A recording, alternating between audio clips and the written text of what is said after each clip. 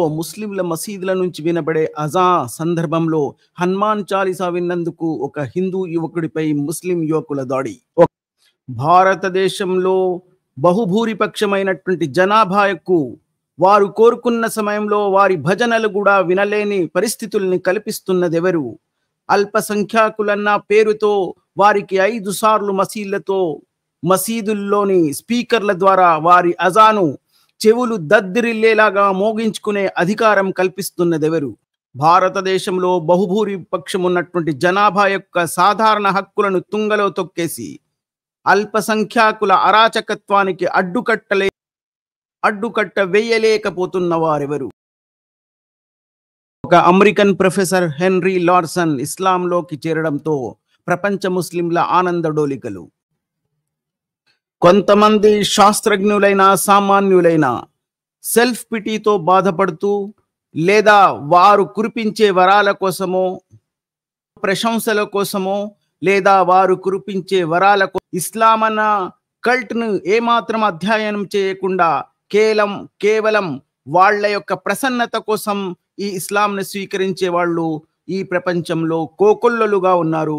దీన్ని ఆధారం చేసుకుని ఈ ఇస్లామిస్టులు ప్రపంచం మొత్తం మీద తమ అల్పత్వాన్ని చాటుకుంటూ ఇస్లాం గొప్పది అని మారుమోగిస్తూ ఉంటారు.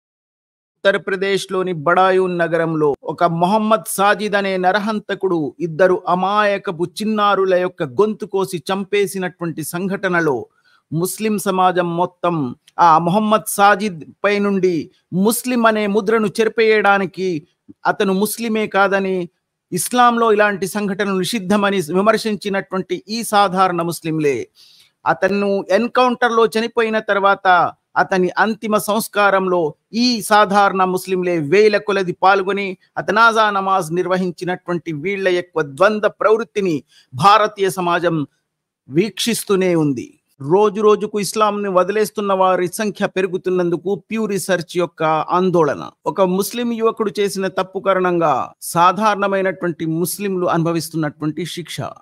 ఉత్తరాఖండ్లోని ధార్చులా అనే ఒక టౌన్లో క్షుర వృత్తి చేసే ఒక ముస్లిం యువకుడు, అంటే మంగలి వృత్తి చేసే ఒక ముస్లిం యువకుడు వివాహ వయసుకు ఎదిగినటువంటి 2 హిందూ అమ్మాయిలను అపహరించి తీసుకువెళ్ళినందున కారణంగా ఆ టౌన్లో ఉన్నటువంటి 85 మంది ముస్లిం వ్యాపారస్తులను ఆ టౌన్ వదిలేసి వెళ్ళిపోవాలని అక్కడ వ్యాపార సంస్థలు ఆంక్షలు విధించారు.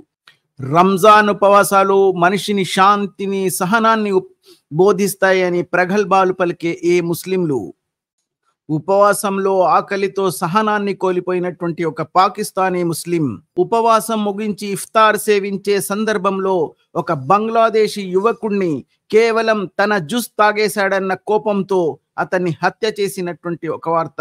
మలేషియాలో జరిగినటువంటి ఈ సంఘటన ఇప్పుడు వార్తల్లో ప్రచురించబడింది.